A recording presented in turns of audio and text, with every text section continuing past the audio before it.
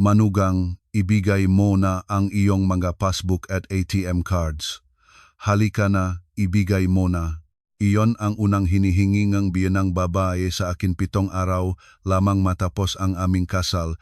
Ako ay isang doktor na may 10 taon karanasan. Mayroon akong matandang pinahirapang ipon na 2 milyong piso at maging sariling condominium unit.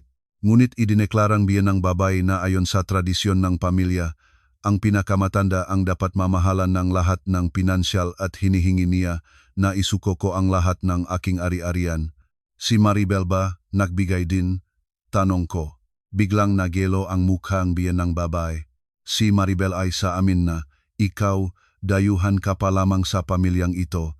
Nagmakawa akong tumingin sa aking asawa. Tama si Mama, ibigay mo na para sa kapayapaan ng pamilya. Ni isang beses, hindi tumayo ang aking asawa sa aking panig.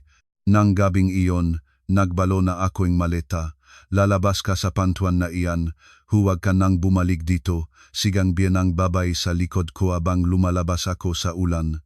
Kinabukasan, tumawag ang aking asawa ng 99 na beses at pagkatapos noon, natuklasan ko ang nakakatakot na katotohanan. Isang utang sa aking pangalan na nakakahalaga ng 500,000 piso ang kinuha bago pa man kami nagpakasal at inilipat sa account ng aking bayaw. Tinipon naga pamilya, naga asawa ang lahat naga matatanda sa pamilya para ilagay ako sa presyon. Ngunit sa pagkakataong iyon, ako na ang nagsalita. Tio Nanding, tingnan ninyo ito at sabihin ninyo kung sino ang dapat humingi ng tawad. Sa mga dokumentong inilabas ko, makikita ang kasaysayan ng utang ng aking bayaw na nakakahalaga ng mahigit 2 milyong piso. At nang araw na iyon, nalaman ko pa ang isang nakakatakot na lihim ng pamilyang ito, isang sikreto na itinago nila sa loob ng 32 taon. Eksaktong 1 linggo ang lumipas mula ng aming kasal. Naghapunan si Ana kasama ang buong pamilya sa salang bahay ng kanyang biyenang babae. Personal na nagluto si biyenang babae ang sinigang na baboy at kaldereta na nagsingaw pa sa mesa. Bilang bagong manugang, nagpuri si Ana pagkatapos ng bawat subo na sinasabing kay sarap ng pagkain. Sa bawat papuri, lalo pang lumapad ang ngiti ng biyenang babae. Matapos ang hapunan, nang matapos na ni Ana ang pahuhugas ng pinggan, tinawag siya ng biyenang babae na umupo sa sopa sa sala. Ang asawa niyang si Marco ay nakaupo sa sahig sa harap ng telebisyon at nanunood ng isang variety show. Ang bayaw niyang si Ramon at ang asawa nitong si Maribel ay nakaupa sa tabi, nakatutok sa kanilang mga cellphone. Naglagay ng tasa ang kape sa mesa ang biyenang babae at sinimulan ang pag-usap. Ana, ganito ang naitatag sa aming pamilya, ang pinakamatanda ang namamahala ng lahat ng gastusin sa tahanan. Nagulat na ikiling ng ulo ni Ana. Ang masusunod na salitang biyenang babae ay nakpalaking ang kanyang nga mata. Kaya ibigay mo na sa akin ang iyong mga passbook at ATM cards. Tumahimik ang sala.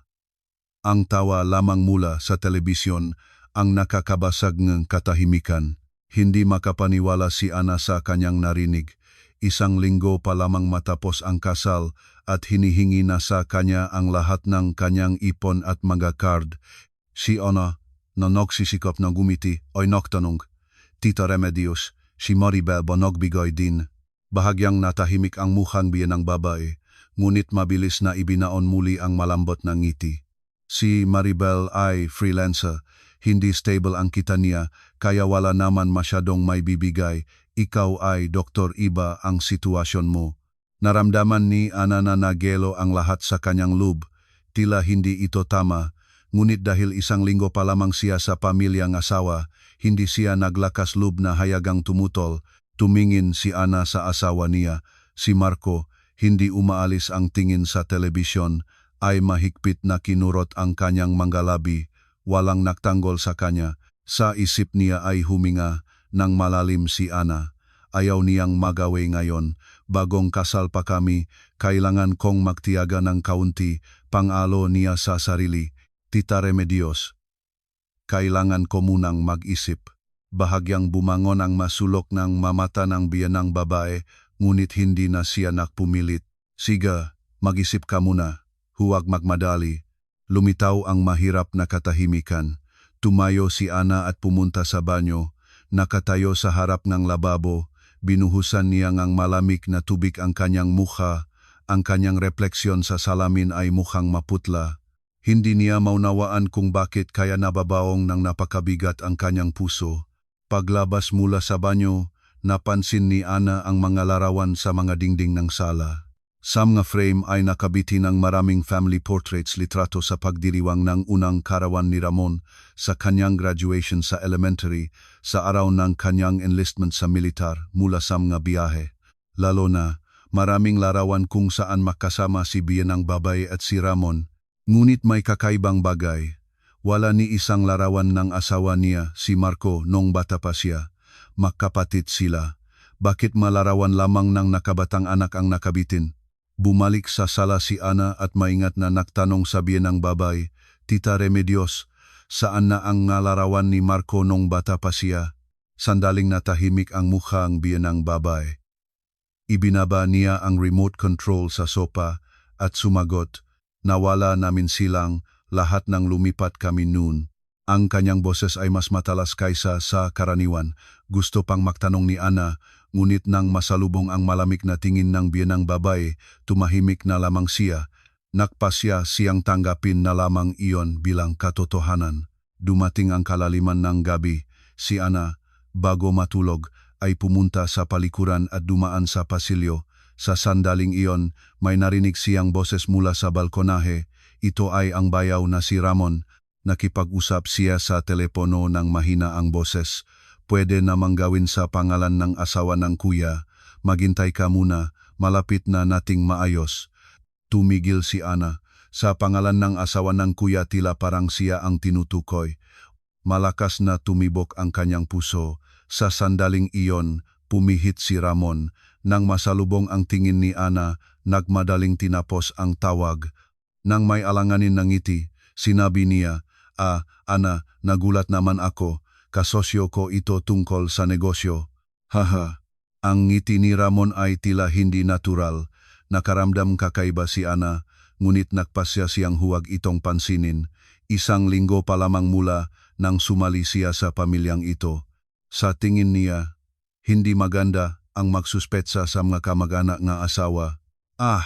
Gayon po ba? Nagtatrabaho pa kayo ng gabing-gabi. Pinilit ngumiti ni Ana at pumunta sa banyo. Isinarado ang pinto at naupo sa takip ng inodoro. Malakas ang tibok ng kanyang puso. Hindi maalis sa isip niya ang salita ni Ramon. Pwede namang gawin sa pangalan ng asawa ng kuya. Malapos na nating maayos. Ano ang ibig sabihin nito? Umiling si Ana. Nag-isip ako ng masyadong marami, sabi niya sa sarili. Kabalang ito dahil sa bagong buhay. Nang gabing iyon, matagal na hindi nakatulog si Ana. Ang asawang natutulog sa tabi niya na nakaharap sa kabilang panig ay parang estranyo. Isang linggo pa lamang mula nang ikasal sila, bakit ngayon ay parang gayon nakalayo? Dumaan ang mahinang liwanag ng buwan sa bintana. Si Ana, nakatingin sa kisame, ay tahimik na huminga. Okay lang ang lahat, magiging maayos ang lahat. Gustong maniwala niya rito. Lumipas ang ilang araw, ngunit hindi pa rin mapanatag si Ana. Hindi maalis sa kanyang isip ang usapan ni Ramon sa balkonahe. Hindi niya mapaliwanag ang ibig sabihin ng gawin sa pangalan ng asawa ng kuya. Sa huli, nagpasya si Ana na maingat na tanungin ang asawa. Nangyari ito ng gabi nang mayroon silang sandaling mag-isa. Nahihiga sa tabi ng asawa sa kama, maingat na nagsimula si Ana. Mahal, ano na ang ginagawa ni Ramon ngayon? Nakita ko siya kamakailan na nagtatawag ng gabing-gabi. Si Marco, hindi umaalis ang tingin sa cellphone, ay sumagot ang kapatid. May naisip siyang startup ngayon, nagtatakbo raw sa mga investors. Wala namang espesyal, malamya ang kanyang boses. Gusto pang magtanong ni Ana, ngunit nang makita ang inis sa mukha nito, tumahimik na lamang siya. Nang sumunod na gabi, nakaupo ang buong pamilya sa mesa at kumakain ng hapunan. Mabango ang amoy nilagang ng baka na niluto ng biyenang babae. Tahimik na kumuhang kutsara si Ana. Sa sandaling iyon, biglang nagsalita ang biyenang babae. Ana, naisip mo na ba tungkol sa MacPassbook? Natahimik ang kamay ni Ana, parang may nanatili sa kanyang lalamunan. Ngumiti ang biyenang babae, ngunit ang tingin nito ay matalas. Husto ko pong pamahalaan ang aking sariling suweldo. Para sa kastusin, makbibigay po ako sa inyo ng hiwalay. Nang himaksik ang mukha ng biyenang babae, malakas na ibinaba ang kutsara sa mesa at nagtaas ng boses. Kung ikaw ay manugang sa bahay na ito, dapat mong sundin ang aming panuntunan. Bakit ka palaging nagtatalo? Naging malamig ang kapaligiran sa mesa. Si Marco Nakayuko ay tahimik na kumain. Si Ramon din ay nagkunwaring walang naririnig, nakafokus sa cellphone. Doon suminabit si Maribel, ang asawa ni Ramon. Malambot ang kanyang boses, ngunit may pakiramdam ngang pagkukunwari. Ate, ibigay mo na. Magiging mas madali. Alagaan naman ni Tita Remedios ang lahat. Nahirapan din ako sa simula. Ngunit ngayon ay mas panatag na ang loob ko. Tumingin si Ana kay Maribel. Ilang araw na ang nakalipas nang sabihin ng biyenang babae na hindi niya hinihingi ang ipon ni Maribel. Sinabi nito na bilang freelancer, hindi stable ang kita niya at wala naman masyadong may bibigay. Ngayon, nagsasalita si Maribel na parabang mismo itong naksuko ang lahat. Mahigpit na kinurot ni Ana ang kanyang malabi, naunawaan niya na kung magsimula siyang magtalo ngayon, magiging mas masama pa ang sitwasyon. Sa huli, wala siyang sinabi at iniyuko ang kanyang ulo. Matapos ang hapunan, habang nahuhugas siyang pinggan, may narinig siyang kakaibang tunok mula sa sala. Tila nabuhos ni Marco ang sabaw sa kanyang damit. Huwag mo namang gawin iyan ng ganito. Maririnig ang malamig na boses ng biyenang babae. Pumihit si Ana at tumingin sa sala. Si biyenang babae, nakakubot ang noo, ay galit na nakatiti kay Marco. Si Marco, Nakayuko, ay nagsabi ng pasensya, ngunit kaagad na nabuhos ni Ramon ang inuming hawak nito sa sahig. Medyo malaki ang dami ng tumagos sa alpombra.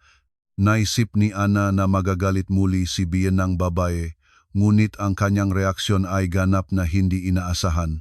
Wala namang problema. Anak ko, marahil ay marami kang inaalalang bagay kamakailan.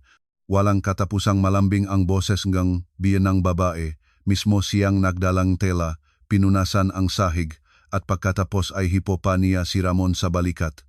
Huwag mag-alala, si Mama ang magayos. Tumigil si Ana sa pahuhugas ng pinggan at pinanood ang eksena. Paano maaring ganun ang pagkakaiba ng pakikitungo sa dalawang anak para sa parehong pagkakamali? Namangha siya sa kung paano malamig na pinagalitan ng biyenang babae si Marco at gayon na kamalambing na inaliw si Ramon. Mabilis na sulyap kay Marco. Nakukunwari siyang walang nangyari, ngunit mahigpit na kunikimkim ang kanyang malabi. Naging mapait sa kanyang puso. Ilang araw ang lumipas. At nang katapusan ng linggo ay nagpasya si Ana na bisitahin ang parlor ng buho na pag-ari ng kanyang biyenang babae para bumati. Dahil unang pagkakataon niya ito matapos ang kasal, may dala pa siyang maliit na regalo. Hawak ang isang basket ng maprutas, binuksan niya ang pinto ng beauty parlor, ngunit pagpasok sa loob natahimik si Ana. Kahanga-hangang walaw ang salon. Bagamat may 6 na upuan, isang customer lamang ang naroon at isa lamang ang empleyada. Nakatayo si biyenang babae sa counter at kausap ang empleyada. Nang lumapit si Ana, narinig niya ang isang bahagi ng sinabi nga empleyada. Ma'am, ngayong buwan ay singsing pa rin ang babayaran ninyo, ang principal. Nagtaas ang matay nga ni Ana. Singsing, kaya pala may utang siya. Sa sandaling iyon, napansin ng biyenang babae si Ana. Biglang nagbago ang kanyang mukha. Nagmadali siyang kumaway sa empleyada. Tinutulugan ang pag-usap. O Ana, naparito ka? Anong hangin ang nagdala sa iyo? Isang tono ang itaas ng boses ng biyenang babae kaysa sa karaniwan, tila sadyang nakukunwaring masaya. Si Ana, nakangiti, ay iniabot ang basket ng maprutas. Pumunta lang ako para bumati. Unang pagkakataon ko rito matapos ng kasal. Ay, hindi na sana kailangang magdala. Kinuhang biyenang babae ang basket at pinatnubayan si Ana papasok. Ngunit ni isang salita ay hindi niya binanggit ang usapan sa empleyada. Tiningnan ni Ana ang beauty parlor. Ilang parteng dingding ay may natanggal na pintura. May maliit na bita sa salamin Ang makasangkapan ay mukhang matanda na rin. Sinasabi nilang 30 taon na ang parlor, ngunit mukhang hindi maayos na pinapanatili. Kamakailan ay hindi masyadong maganda ang negosyo. Sa aming lugar ay nagbukas ng 2 chain na barbershop, sabi ngang biyenang babae habang nagbubuhos ng kape. Tumango si Ana, ngunit ang narinig niyang pag-usap tungkol sa singsing ay hindi pa rin maalis sa kanyang isip. Para sa kanya, hindi lamang mahirap ang negosyo, tila may mas seryosong bagay. Sa pauwi, nalubok si Ana sa kanyang nga iniisip, ang hinihingi ngang biyenang babae na isuko ang nga passbook, ang nakatatakot na usapan ni Ramon, ang malawak na beauty parlor.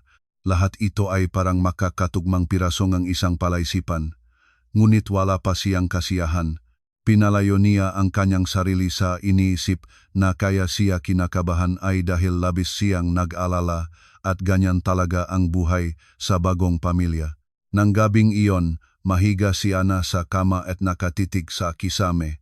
Ang likod ng asawang natutulog sa tabi niya ay parang napakalalayo. Wala pang 2 linggo mula nang ikasal sila. Bakit ngayon ay gayon nakababaon ang kaba? Sa labas ay umugong ang hangin. Si Ana, hinilang ang kumot hanggang sa kanyang baba, ay tahimik na huminga. Okay lang ang lahat, iniisip ko lang ng higit. Gustong maniwala niya rito, ngunit ang kababang nanirahan sa kailaliman ng kanyang puso ay hindi pa rin gumagaan.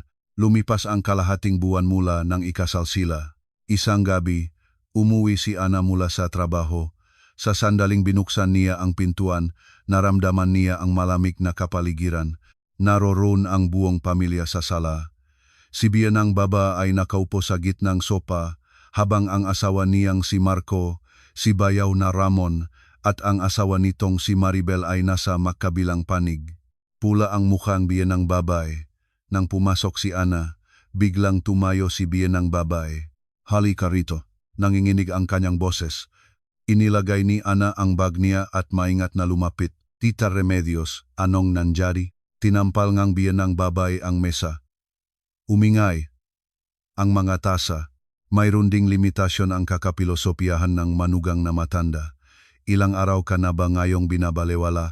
ang masalitang ang biyenang babae. Natahimik ang mukha ni Ana. Tungkol sa mga passbook ang pinag-uusapan. Ilang araw na nagpipilit si biyenang babae sa kanya, ngunit umiwas si Ana sa sagot. "Tita Remedios, sinabi ko na pong husto kong pamahalaan ang aking sariling suweldo at makbibigay ako sa inyo ng gastusin bawat buwan." Kumislap ang mga mata ng biyenang babae. "Anong sinasabi mo sa akin ngayon?" Hindi na mapigilan ni Ana ang kanyang sarili. Ang naipong emosyon sa lahat ng panahon na iyon ay biglang bumukas. "Tita Remedios, kung ganun, hinihingin din ninyo iyon kay Maribel. Pareho kaming manugang. Bakit sa akin lang ito hinagawa?" Tumahimik ang sala. Nahiya si Maribel at iniyuko ang ulo. Lalo pang pumula ang mukhang biyenang babae. "Paano mo mapangahasang magsalita ng ganyan?" Sa sandaling iyon, suminabit si Marco. Umasa si Ana na sa wakas ay tatayo ang asawa sa kanyang panig, ngunit iba ang kanyang salita. "Ana, may katuturan ang sinabi ni Mama. Ibigay mo na para sa kapayapaan ng pamilya." Hindi makapaniwala si Ana sa kanyang narinig. Maging ang asawa ay nasa panig ng biyenang babae. Malakas na tumibok ang kanyang puso. "Asawa mo ako. Bakit ka ni isang beses ay hindi tumayo sa aking panig?" Si Marco, nakayuko, ay sumagot. "Pinalaki ako ni Mama, ayaw ko siyang gawing malungkot." Lumuhas si Ana. Sa loob ng kalahating buwan, naunawaan niya na siya ay sino sa bahay na ito. Para sa asawa, hindi siya asawa, isang taong nakatayo sa likod ng kanyang ina lamang siya. Wala nang sinabi si Ana, pumihit siya at pumunta sa silid tulugan. Binuksan ang aparador at kinuha ang maleta. Nanginginig ang mga kamay, ngunit isa-isa niyang inilagay ang mga damit. Damit panloob pampaganda, damit para sa ilang araw, ang pinakamahalagang bagay lamang. Mula sa sala ay marinig ang pinipigilan na mga boses. Hindi ito pinansin ni Ana. Isinarado ang furniture ng maleta at ikinabit ang bag sa balikat. Nang binuksan niya ang pintong silid, nakatayo si biyenang babae sa pasilyo, humaharang sa kanyang daraanan, nakabukas ang makamay nito, parang nagbabantay sa pinto. Saan ka pupunta? Tumingin nang direkta si Ana sa mga mata ng biyenang babae. Pupunta ako sa aming mga magulang. Bahagyang kumibo ang mga sulok ng labing ang biyenang babae. Lalabas ka sa pintuan na iyan, huwag ka nang bumalik dito. Naintindihan mo? Malakas ang tibok ng puso ni Ana, ngunit hindi siya umurong. Sa kabaliktaran, humakbang siya pasulong. Ganun na iyon. Napalaki ang mga mata ng biyenang babae. Hindi ito inaasahan. Dumaan si Ana sa tabi ng biyenang babae at binuksan ang pintuan ng bahay. Umuulan sa labas. Malalaking patak ang tumatama sa lupa. Si Ana, kahit walang payong, ay lumabas ng bahay. Ana, maririnig ang boses ng asawa sa likod, ngunit hindi lumingon si Ana. Gumugulong ang magulong ng maleta sa basa-basang aspalto. Binabasa ng ulan ang kanyang buhok at dumadaloy sa kanyang mukha. Imposible nang alamin kung luha iyon o tubig ulan. Si Ana ay simpleng lumakat pasulong, nakatingin sa harap. Naawa siya sa kanyang sarili. Nag-iisa na nagtatulak ng maleta sa malamig na ulan. Naalala niya kung paano siya ngumiti ng malawak sa kanyang kasal. 2 linggo pa lamang ang nakalipas noon. Sa puting belong kasal, nangarap siyang maligayang kinabukasan. Ngayon, parang isang pinaalis, umalis siya sa bahay ngang asawa sa ilalim ng ulan. Nanginig ang mabalikat ni Ana. Ang pinipigilan na luha ay bumuhos. Ito ang pagiya na walang maririnig sa ingay nga ulan. Samantala, sa salang kanilang bahay ay may ibang nangyayari. Si Ramon ay nakatayo sa bintana at nakatingin sa labas. Habang pinanonood ang likod ni Ana na nawawala sa ulan, pumuti ang kanyang mukha. Nakmadaling kinuha ni Ramon ang cellphone at tumawag sa isang lugar. Umalis na ang asawang kuya. Anong gagawin natin? Malapit na ang deadline ng bayad ng singsing. Wala ng panahon. Nanginginig ang kanyang boses sa gulat. Sa sandaling iyon, lumapit ang biyenang babae kay Ramon. Kinuha niya ang cellphone at binitin ang tawag. Mama, anong ginagawa ninyo? Naging malamig ang tingin ng biyenang babae. Ako ang nagpapalasot ng lahat, sabi niya ng tahimik at malamig na boses. Lalo pang pumuti ang mukha ni Ramon. Anong ibig sabihin ninyo? Wala akong ginawa. Hinawakan ng biyenang babae si Ramon sa kamay. Narinig ng asawa ng kuya ang aking usapan sa telepono sa balkonahe. Inayos ko na ang lahat, pero sira mo ang lahat. Napalaki ang mata ni Ramon. Nangalit ang biyenang babae at tumingin sa bintana. Lalo pang lumalakas ang ulan. Kailangan siyang ibalik paparito. Kung wala ang kanyang passbook, lahat tayo ay tapos na. Mababa at mapanganib ang boses ng biyenang babae. Sa sala, bukod sa ingay nga ulan, ay kumapit ang mabigat na katahimikan. Nawala na si Ana sa paningin sa labas ng bintana. Ganap siyang natunaw sa ulan. May tinatago si biyenang babae at si Ramon, at ang lihim na ito ay mas nakakakaba kaysa sa inaasahan ni Ana. Nagsisimula pa lamang ang bagyo. Lumalakad sa ulan, nakarating si Ana sa bahay ang kanyang nga magulang. 2 beses pa siyang nakpalipat-lipat ng jeepney at tumagal ng mahigit 1 oras ang biyahe, basa siya hanggang balat ng buto. Maputik ang magulong ng maleta, tumutulo ang tubig mula sa kanyang buhok. Nakatayo sa harap ng pintuan, gusto niyang pindutin ang doorbell, ngunit nanginginig ang kamay. Bumalik ng ganito matapos lamang ang 2 linggo ang kasal. Paano siya haharapin ang kanyang magulang? Sa sandaling iyon, nabuksan ang pintuan. Doon nakatayo ang kanyang inang si Felicidad na may nagulat na mukha. Ana, anong nangyari? Gusto ni Ana na magsalita, ngunit nahipit ang kanyang lalamunan at hindi siya makapagsalita. Dumaksa ang luha sa kanyang pisngi. Ang ina, nang walang sinasabi, ay yumakap sa kanya. Ang basang damit ay dumidikit sa kanyang baro, ngunit hindi nito pinansin. Halika, pumasok ka muna at magpalit ng damit. Ang amang si Victor, na nagbabasa ng pahayagan sa sala, ay dahan-dahang tumayo. Nang makita ang anak, agad na naging seryoso ang kanyang mukha.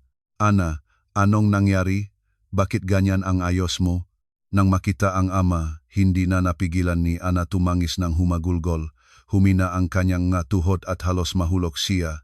Mabilis na lumapit ang ama at sinuportahan siya. Maligo muna, makikipag-usap na tayo pagkatapos.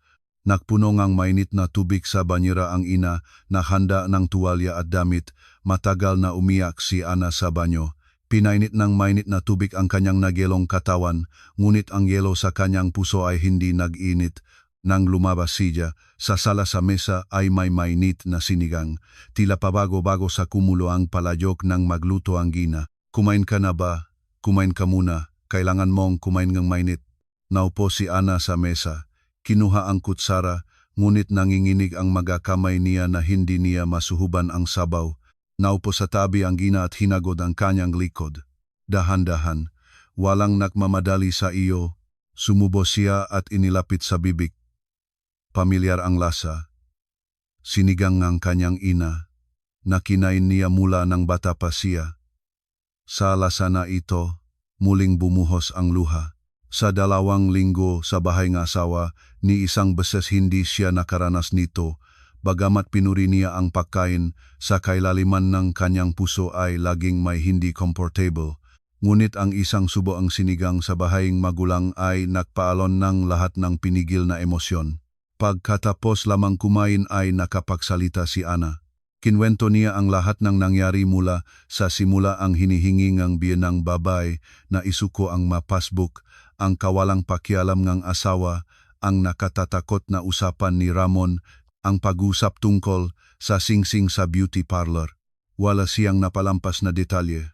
Nakikinig ang ama, nakaakto ang mga braso sa dibdib, lalo't lalo pang lumungkot ang kanyang mukha.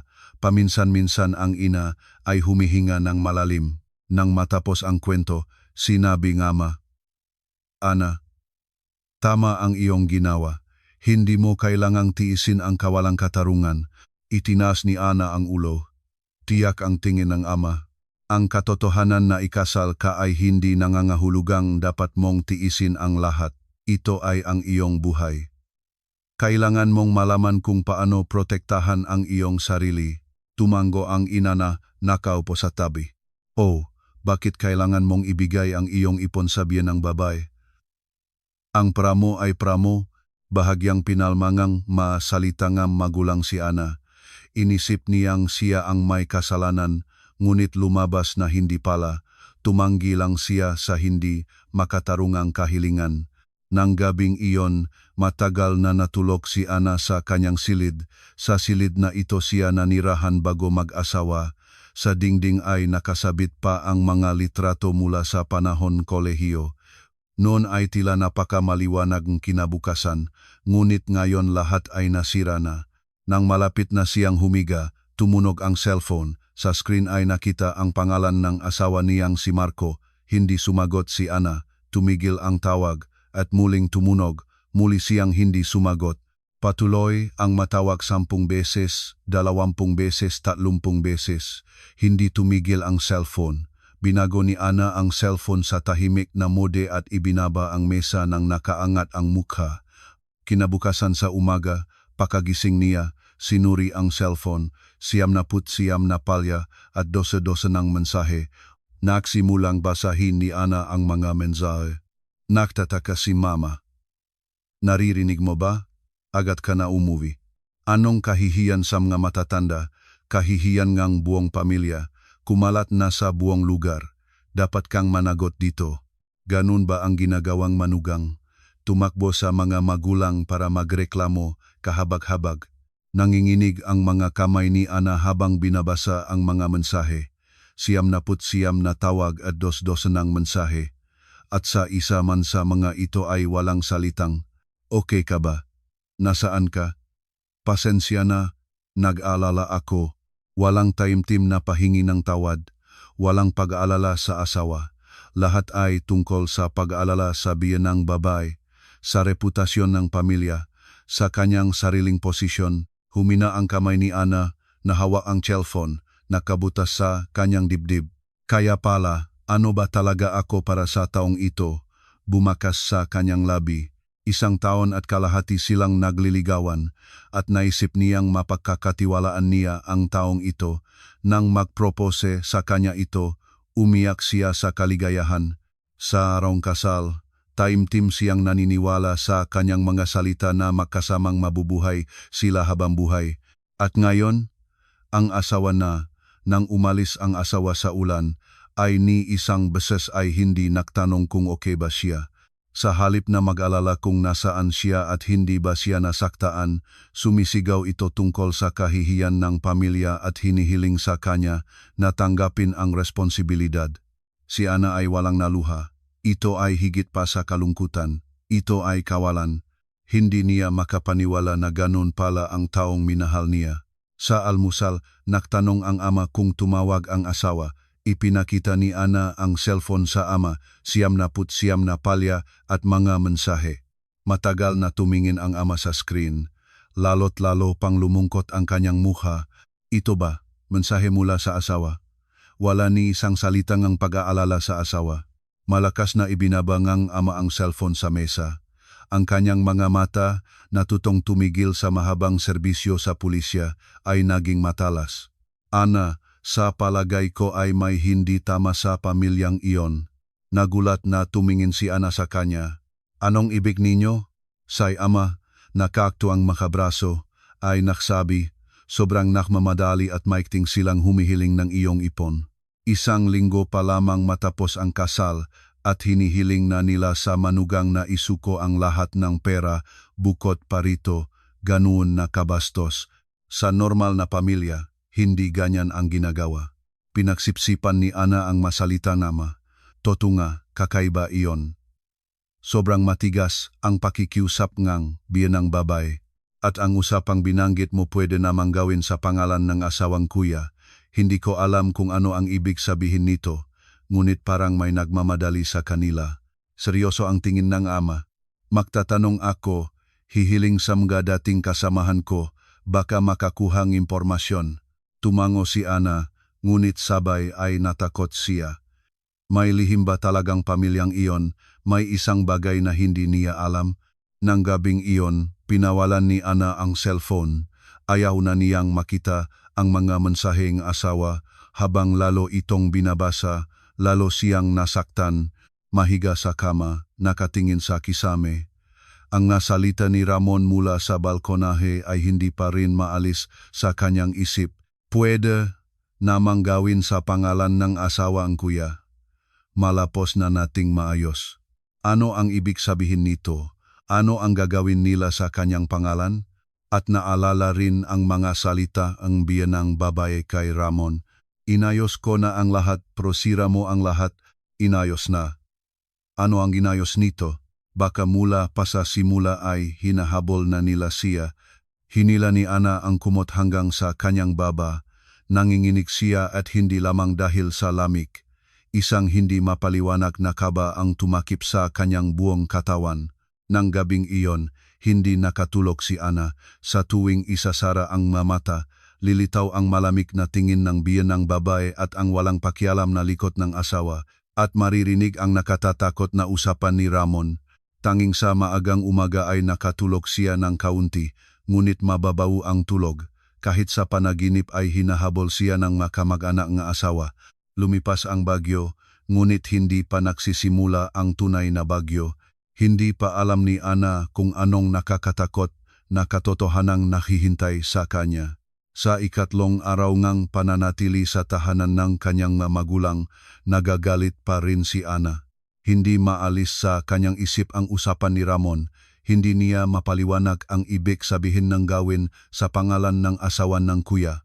Pagkatapos ng almusal, pumasok si Ana sa kanyang silid at isinarado ang pinto, naupo sa kama at kinuha ang cellphone, nanginginig ang magadaliri. Mayroon siyang kutob na may hindi tama. Binuksan ni Ana ang banking app. Pinindot ang seksyon ng pagsusuri ng credit history. Matapos ang pagpapatunay ng pagkakakilanlan sa pamamagitan ng digital signature, naghintay siya. Makalipas ng ilang segundo, nag-update ang screen. Hindi makapaniwala si Ana sa kanyang nakita. Malakas na tumibok ang puso niya. Utang na 500,000 piso. Petsang pagkuha, 9 na buwan na ang nakakaraan. Mahigpit na hinawakan ni Ana ang cellphone sa 2 kamay, nanginginig ang makamay parang dahon. Hindi siya kailanman kumukuha ang utang. Ni minsan. Ngunit 500,000. Hindi ako kumuha ng utang, bulong niya. Nagulo ang lahat sa kanyang isip, mahirap na huminga. Sa nanginginig na kamay, tumawag si Ana sa kanyang kaibigang si Cynthia mula sa universidad. Si Cynthia ay nagtatrabaho sa credit department ng isang malaking bangko. Eksperto siya sa mautang. Pagkatapos ng 3 tunog, sumagot sa kabilang dulo. "Halo Ana, kamusta? Matagal na tayong hindi nagkikita." "Anong nangyari?" Sa nanginginig na boses, sinabi ni Ana, "Cynthia, kailangan kong tulong. Pwede mo bang suriin ang aking credit history? May utang sa aking pangalan, pero hindi ko ito kinuha." Naging seryoso ang boses ni Cynthia sa kabilang dulo. "Ano? Sandali, titignan ko. Ibigay mo ang iyong personal na impormasyon." Ibinigay ni Ana ang numero. Maririnig ang pagtatap ni Cynthia sa keyboard. Pagkaraan ng ilang sandali, sinabi ni Cynthia, "Ana, ang utang na ito ay kinuha 9 na buwan na ang nakakaraan sa pamamagitan ng mobile app ng walang pagbisita sa bangko. Ang pagpapatunay ng pagkakakilanlan at pagsusuri ng ID ay ginawa sa iyong pangalan." Naging maputla ang mukha ni Ana. Contactless na utang. Hindi ako nag-apply ng ganitong utang. Naging mas mababa ang boses ni Cynthia. "Ana, ibig sabihin nito ay may nanlin lang sa iyo para mapatunayan ang pagkakakilanlan mo. O ikaw mismo ang nagbigay ng confirmation code o may nakakuhang code mula sa iyong cellphone." Naalala ni Ana ang isang pangyayari noong 9 na buwan na ang nakakaraan. Noon ay aktibo nilang pinaplanong ang kasalan niya at ni Marco nakikipag-usap sa restaurant, pumipili ng photographer at MC, nakahanap ng tirahan para sa bagong mag-asawa. Lito na ang kanyang ulo. Nagipatuloy si Cynthia. "Titignan ko ngayon kung saan inilipat ang pera. Sandali." Muling maririnig ang pagtatyap sa keyboard at pagkatapos ng isang saglit ay nangginig ang boses ni Cynthia. "Ana, ang halagang 500,000 piso mula sa utang ay ganap na inilipat sa account ni Reyes Ramon Antonio." Halos malaglag mula sa mga kamay ni Ana ang cellphone. Mula sa nahulog na cellphone sa sahig ay maririnig ang boses ni Cynthia. Ana, nandoon ka pa ba?" Pinunan ni Ana ang cellphone. Ganun ang pagkakangi nga kamay na halos hindi niya ito mahawakan. "Cynthia, ulitin mo sa kanino inilipat ang pera." "Reyes Ramon Antonio." "Kilala mo ba ang taong ito?" "Si Ramon Antonio Reyes, ito ay ang bayaw niyang si Ramon. Ang 500,000 pisong utang sa kanyang pangalan ay napunta sa account ng bayaw." Si Ana, nang ibaba ang linya, ay bumaksak sa kama. Lumambot ang buong katawan, pumulikat ang ulo. Sa sandaling iyon, naalala niya ang isang pangyayari noong 9 na buwan na ang nakakaraan. Noon, habang nagliligawan pa sila, pinag-usapan nila kung saan kukuha ngang pera para sa kasal. Nang araw na iyon, sinabi ni Marco, "Tingnan natin ang nga kondisyon ng utang para sa kasal. Sa aking cellphone ay mas madali. Pwede nating ihambing agad ang mga alok ng iba't ibang bangko." Nag-install si Marco ng ilang credit app sa kanyang cellphone at pagkatapos ay hiniling kay Ana, "Padalhan mo ako ang litrato ng iyong ID at ibigay ang code mula sa SMS. 1 minuto lang iyon." Pinakakatiwalaan ni Ana ang kanyang magiging asawa. Wala siyang kahina-hinala. Kinuha niya ang litrato ng ID at ipinadala ito at ibinigay din ang code na dumating sa kanyang cellphone. Noon ay nagtanong si Marco, "Anong address ang ilalagay?" "Address para sa pagpapadala ng mga dokumento ng utang." Ilalagay sana ni Ana ang sarili niyang address, ngunit nauna si Marco. "Gamitin na lang natin ang aming address. Mamumuhay naman tayong makasama. Malapit ka na naman lumipat." Si Ana, nang walang pag-iisip, ay tumango. Sa gayon, ang address ng pagpapadala ay naging address ng kanyang pamilya. Makalipas ng ilang araw, sinabi ni Marco, "Tinanggihan tayo sa utang, hindi nagmamaya ang makondisyon." Sayang, naniniwala si Ana sa kanya. Kung tinanggihan, wala nang magagawa. Nahanap sila ng ibang paraan, ngunit iba ang katotohanan. Hindi tinanggihan ang utang, ibinigay ito. Ang 500,000 piso ay kinuha sa pangalan ni Ana at inilipat sa account ni Ramon. Ang notification ng pagbibigay ng utang ay dumating sa cellphone ni Marco at ang mga dokumento ay sa address ng pamilya nila kaya wala itong nabot kay Ana. Lahat ito ay isang planong pandaraya. Tinakpan ni Ana ang kanyang mukhang nga kamay. Dumulas ang luha sa pagitan ng mga daliri. Nanginginig ang buong katawan. Mula sa simula, hinahabol na nila ako. Ito ay hindi pagmamahal, ito ay panlilinlang. Nabali ang kanyang boses. Sa harap ng kanyang mata ay lumitaw ang 1 taon at kalahating kasaysayan ng kanilang relasyon. Ang magiliw ng ngiti ni Marco sa kanilang unang pagkikita. Mga buket ng bulaklak sa bawat anibersaryo. Pag-propose na kasal sa pamamagitan na pagluod. Mga masayang sandali sa kasal. Lahat ito ay kasinungalingan. Mula sa simula, ito ay isang palabas para linlangin siya. Hindi nagpakasal si Marco sa kanya dahil sa pagmamahal. Lumapit siya sa kanya para manlupit ng pera. Si Ana, nakatago ang mukha sa kama, ay humiyaw. Sinubukan niyang pigilin ang pagiyak sa pamamagitan ng pagtakip ng mukha sa unan, ngunit lumapit ito palabas. Nanginig ang kanyang balikat. Paano niya hindi napansin? Bakit hindi niya naunawaan? Nakaramdam siya ganap na tangga ang sarili. Sa pagtiwala sa mga salitang pagmamahal, hindi lamang nawala ang lahat ng kanyang ipon pati na rin ay nalubog siya sa utang, 500,000 piso. Sa sweldo ng doktor, magsisiyam pa siyang higit 10 taon para mabayaran ang utang na ito. At ang perang iyon, nang wala siyang kaalaman, ay napunta sa bulsang bayaw. Pagkatapos ng ilang sandaling pagiyak, itinaas ni Ana ang kanyang ulo, namaga ang mga mata, ang refleksyon sa salamin ay kaawa-awa. Sa sandaling iyon, may kumatok sa pinto. Ana, okay ka ba? Ito ang boses ng ina. Madaling nakpunas na luha si Ana. Oh, okay lang, sandali. Nahugas siya sa banyo at lumabas, ngunit hindi matakpan ang namumgang mata. Nang makita ang mukha ni Ana, biglang nakubot ang nuong ang ina. Anong nangyari? Bakit ka umiyak? Hindi na mapigilan pa ni Ana. Kinwento niya sa mga magulang ang kakaalaman niya lamang, ang utang na 500,000 piso, ang katotohanang inilipat ang pera sa account ni Ramon. Kung paano siya niloko ni Marco nung 9 na buwan na ang nakakaraan.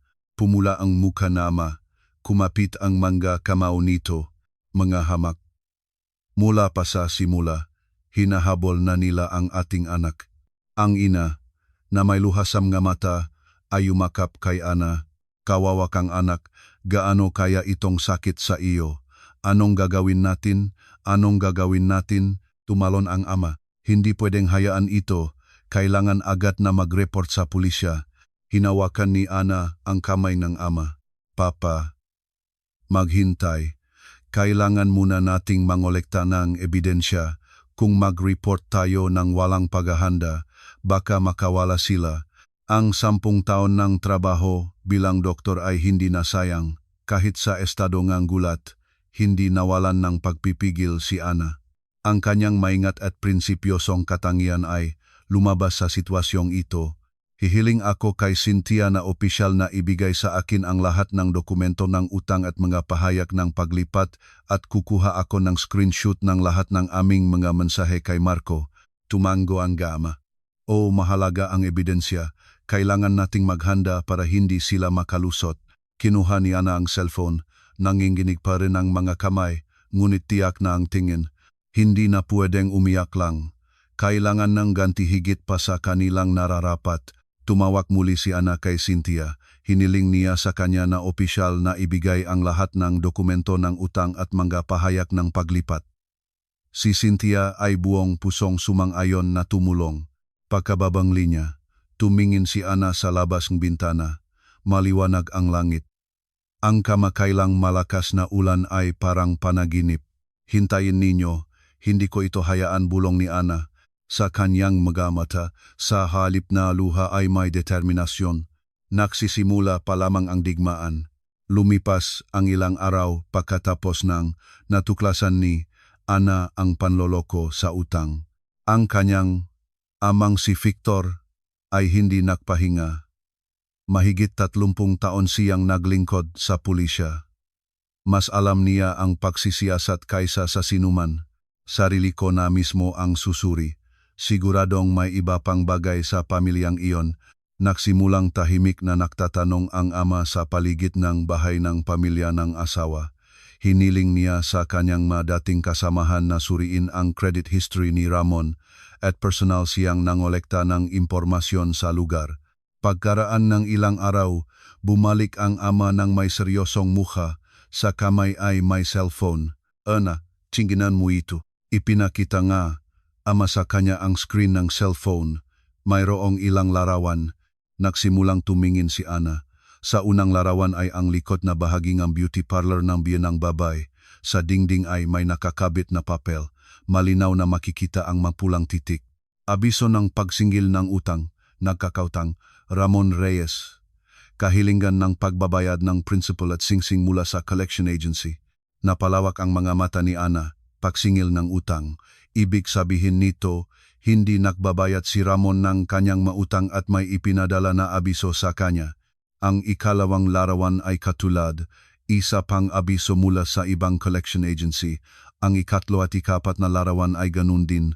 Lahat ay humihingi kay Ramon na ibalik ang pera. Anong lahat ito, Papa? Nanginginig ang boses. Ang batang ito ay may utang sa maraming lugar. Huminga ng malalim ang ama. Nakwento ang ama kung ano ang nangyari ng araw na pumunta siya sa real estate agency malapit sa beauty parlor. Ang ahente, isang lalaki na nagtatatlumpu na taon, ay nagsusweep sa harap ng pintuan. Parang walang ginagawa, nakipag-usap ang ama sa kanya. Magandang araw. Ang beauty parlor na iyan, matagal na yatang nagbubukas. Ang ahente na tumigil sa pagsweep ay pumihit. Ang bahay na iyon ay mahigit 30 taon na, ngunit kamakailan ay hindi masyadong maganda ang pag-usad nila. Talaga? Bakit kaya? Binaba ng ahente ang boses. May anak silang bunso, nagsasabi na yumaman sa cryptocurrency at ngayon ay patuloy na pumupunta ang mga collector. Natatakot pa nga kami at nagtatago ng maaga. Naaktas ang matangka na ama. Mga collector? Oo, pumupunta ang matao na nakasuot ng itim na terno sa mga sasakyan, sumisiga, bayaran mo ang utang, nasaan ka nagtatago, at iba pa. Lahat sa lugar ay alam na. Huminga ng malalim ang ahente. Kawawa sila. Ang may-ari ng beauty parlor ay nagtatrabaho at nag-ipon buong buhay. At ngayon ay lahat ay maaring mapunta sa mga utang ng anak. Nagtanong pa ang ama ng mas detalyado. Kailan pa pumupunta ang mga kolektor? Gaano kadalas? Sino ang mga taong iyon? Ikwinento ng ahente ang lahat ng kanyang alam. Pagkatapos makinig sa kanya, natiyak ng ama na malaking-malaki ang mautang ni Ramon. Matapos marinig ang kwento ng ama, muling nakipag-ugnayan si Ana kay Cynthia. Hiniling niya rito na suriin kung ano ang opisyal na kabuuan ng utang ni Ramon. Si Cynthia ay nagsagawa ng investigasyon sa loob ng kanyang makapangyarihan bilang empleyado ng bangko. Kinabukasan, tumawag si Cynthia. Ana, sinuri ko na, napakaseryoso. Nakaupo sa kama si Ana, mahigpit na hinawakan ang cellphone. Magkano? Una, may utang siya sa credit card na 200,000 piso. Ginastos na niya ang buong limitasyon ng card na nakuha niya nang nagtatrabaho pa siya sa isang kumpanya. 200,000 piso. Huminto ang hininga ni Ana. At mga personal loan sa ilang lending company, 400,000 piso. Kumuha siya sa ilang lugar sa mataas na interes. Ang interes lamang ay malaking-malaki na siguro. 400,000 piso. Lalo't-lalo pang lumalaki ang manumero, ngunit ang problema ay hindi pa iyon lahat. Naging mas mababa pa ang boses ni Cynthia. Ang mga ilegal na utang sa mga pribadong individual ay hindi opisyal na nirehistro. Ngunit kung susuri sa mga abiso na binanggit ng iyong ama at sa mga pahayag ng ahente, ang kabuuan ng mga ilegal na utang ay hindi bababa sa 1,000,000 at kalahati. Humina ang mga kamay ni Ana. Halos malaglag ang cellphone. 1,000,000 at kalahati, 1,000,000 at kalahati. Pinanlari. Oh, credit card na 200,000, personal loan na 400,000, illegal na utang na 1,000,000 at kalahati, kabuuan ay mahigit 2,000,000 piso. 2,000,000 piso. Matagal na hindi nakapagsalita si Ana. Ang halaga ay napakalaki na hindi niya ito maunawaan. Ana, nandoon ka pa? Nandito. Salamat, Cynthia. Pakababa ng linya, nakaupo si Ana ng manhid, magulo ang loob. Ang bilang na 2,000,000 ay umiikot sa kanyang isip. Sa hapunan, kinwento ni Ana sa mga magulang ang narinig niya kay Cynthia. Pumula ang mukha ng ama. 2,000,000. Ang batang iyon ay may utang na 2,000,000. Tinakpan ngang ina ang bibig. Panginoon ko, paano niya iyon babayaran? Malakas na tinampal ngang ama ang mesa sa kanyang kamao. Umingay ang mapinggan. Kaya pala mula pa sa simula ay hinahabol nila ang ating anak para mabayaran ang mautang na ito. Ang mismong kasal ay pandaraya. Nais nilang gamitin ang aking anak bilang ATM. Nanginginig ang boses ng ama. Ito ang boses na halo ang galit at kalungkutan. Iniyuko ni Ana ang ulo. Tama ang ama. Mula pa sa simula, hindi siya ang minamahal na manugang, isang instrumento lamang siya para sa pagbabayad ng utang. Ang 1 taon at kalahating pagliliganan, ang matamis na peg-propose, ang masayang kasal. Lahat ito ay isang planong pandaraya. Ngunit si Ana ay hindi na umiyak. Sapat na ang kanyang pag-iyak. Ngayon, sa halip na luha, kailangan ng iba. Papa, Mama, hindi ko ito hayaan. Matatag ang boses ni Ana. Nagbago ang kanyang tingin. Kokolektahin ko ang lahat ng ebidensya at lalaban ako sa korte. Ibabalik ko ang lahat hanggang sa huling sentimo. Tumango ang ama. Iyan ang tama. Tutulungan kita. Mula ng gabing iyon, nagsimulang iorganisa ni Ana ang maebidensya. Ang 10 taong karanasan sa pagtrabaho sa isang pampublikong institusyon ay naging kapaki-pakinabang. Pagdating sa mga dokumento, walang makakatalo sa kanya. Una, nagprint siya ng mga dokumento ng utang at mga pahayag ng paglipat. Ito ay mga opisyal na dokumentong ibinigay ni Cynthia. Mga petsa, halaga, account ng tumatanggap. Lahat ay malinaw na nakalagay. Pagkatapos, inorganisa niya ang larawang kuha ng mga abiso ng pagsingil ng utang. Inuri-uri niya ang ito ayon sa petsa at organisasyon. Ang testimonya ng ahente ay hindi rin niya nalimutan. Naitala ang ama ang kanilang pag-usap sa voice recorder. Inisave niya ang file sa USB. Sa wakas, kumuha siyang screenshot ng lahat ng mensahe niya kay Marco. Mga mensaheng sinasabi niya na naghahanap ng utang para sa kasal. Mga mensaheng nagsinungaling ito na tinanggihan sila. At lahat ng 99 na mensaheng ipinadala nito pagkatapos niyang umalis. Tinipon ni Ana ang lahat ng material na ito sa isang folder. Naging makapal na volume ng madokumento. Ito ay sapat na, bulong ni Ana, nakatingin sa folder. Ngayon ay kailangan na lamang abogado. Ipinakikilala inehama ang kanyang lumang kaibigan, isang abogado na dalubhasa sa civil at criminal cases.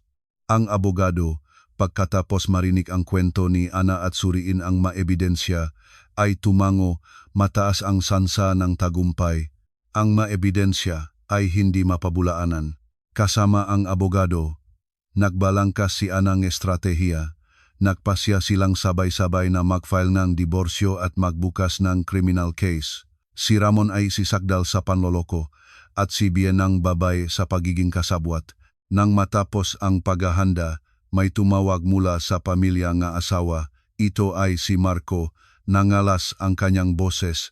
Ana, tinipon ni Tio Nanding ang pamilya. Magtitipon ang lahat ng matatanda. Dapat kang pumunta at humingi ng tawad para sa iyong pag-ugali. Si Ana, na nakapit nga cellphone sa tainga, ay tumahimik ng ilang sandali at pagkatapos ay tahimik na sumagot. Sige, pupunta ako. Nang ibaksak ang linya, tumingin ang nga magulang sa kanya nang may pag-aalala. Ana, pupunta ka ba doon? Hindi ba mapanganib?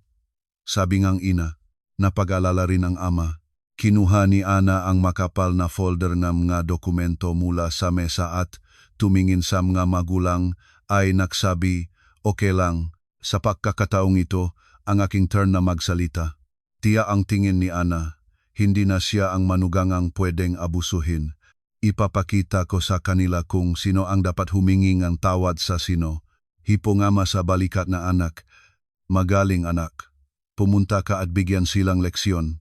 Ang ina, bagamat nag-aalala, ay tumingin sa anak ng may pananampalataya.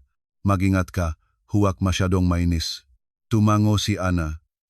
Malakas ang tibok ng puso, ngunit walang takot. Sa kabaliktaran, nasa pag-asa siya. Sa wakas ay dumating na ang oras para ilantad ang katotohanan. Sa labas ng bintana ay sumasalip ang araw. Habang inilalagay ng ama ang folder ng mga dokumento sa bag, nag-isip siya, bukas magbabago ang lahat. Ang katahimikang bago ang bagyo ay bumukot sa silid. Nagsisimula pa lamang ang tunay na laban. Tumawag mula sa bahay ng asawa. Sinabi nilang tinitipon ng mga matatanda sa pamilya para sa isang pagtitipon at kailangan niyang pumunta at humingi ng tawad para sa kanyang pag-uugali. Si Ana, pagkatapos marinig, ay nag-isip ng kaunti at pagkatapos ay tahimik na sumagot, "Sige, pupunta ako." Nang ibaksak ang linya, tumingin ang mga magulang sa kanya nang may pag-alala. "Ana, mag-iisa kang pupunta. Hindi ba mapanganib?" Tanong ng ama. Umiling si Ana. "Okay lang papa, sa pagkakataong ito, ako ang magsasalita." Tiyak ang tingin ni Ana. Sa kanyang nakamay ay ang makapal na folder ng mga dokumento. Ito ang mga ebidensyang maingat niyang tinipon sa loop ng ilang araw. Ipapakita ko sa kanila kung sino ang dapat humingi ng tawad sa sino. Dumating ang araw ng pagtitipon ng pamilya. Si Ana, nang maayos ang damit, ay pumunta sa bahay ng asawa. Malakas ang tibok ng puso, ngunit matatag ang hakbang. Mahigpit siyang nakapit sa folder ng mga dokumento. Binuksan ang pintuan ng bahay at nakita ang sala. Ang mga sopa at upuan ay nakaayos sa bilog at doon nakaupo ang mahigit 10 matatanda sa pamilya. Mabigat ang kapaligiran. Sa gitna ay nakaupo ang pinakamataandang tiyo na si Nanding. Sa kabila ng higit na 70 taon, matalas ang kanyang tingin. Makikita ang pagkamakapangyarihan ng isang retiradong negosyante. Nakaupo sa tabi niya ang biyenang babae. Pula at mamaga ang kanyang nga mata, tila kakakaiyak pa lamang niya. Ang asawa niyang si Marco ay nakaupo sa sulok, mababa ang ulo at si Ramon ay wala kahit saan nakikita. Nang pumasok si Ana, lahat ng tingin ay napako sa kanya. Malamig ang matingin ng makamag-anak, maririnig ang bulong. "Iyan ba ang manugang?" Sabi nila ay tumakas pagkaraan ng 2 linggo ng kasal. Wala talaga ang pagalang ng kabataan ngayon. Walang pagbabago ng mukha si Ana. Pumunta siya sa gitna ng sala. Nagsalita si Tio Nanding. Mababa at mahigpit ang kanyang boses. "Ikaw si Ana?" "Opo, Tio Nanding." Umupo. Umupo si Ana sa bakanteng upuan. Ang folder ng mga dokumento ay inilagay sa kanyang matuhod. Umubo si Tio Nanding at nagpatuloy. "Nagtipon kami ngayon para resolbahin ang isang problema sa pamilya. Anong klaseng bagay ito na ang manugangang matanda ay tumakas mula sa bahay pagkatapos ng 1 linggo ng kasal. Humingi ng tawad ng maayos sa mga matatanda. Tumango ang mga kamag-anak. Puno ng pakutya ang kanilang mga tingin. Sa sandaling iyon, ang biyenang babae na nagtatambal ng panyo sa mga mata ay nagsabi, "Anong nagawa ko para ganon ang pakitungo ng manugang sa akin? Hiningi ko lamang sa kanya na ibigay sa akin ang passbook para sa pag-ingat at tumakas siya mula sa bahay. Hindi na ako nakakatulog sa gabi." Nanginginig ang kanyang boses, mga luha sa mata, mukhang tunay na biktima siya.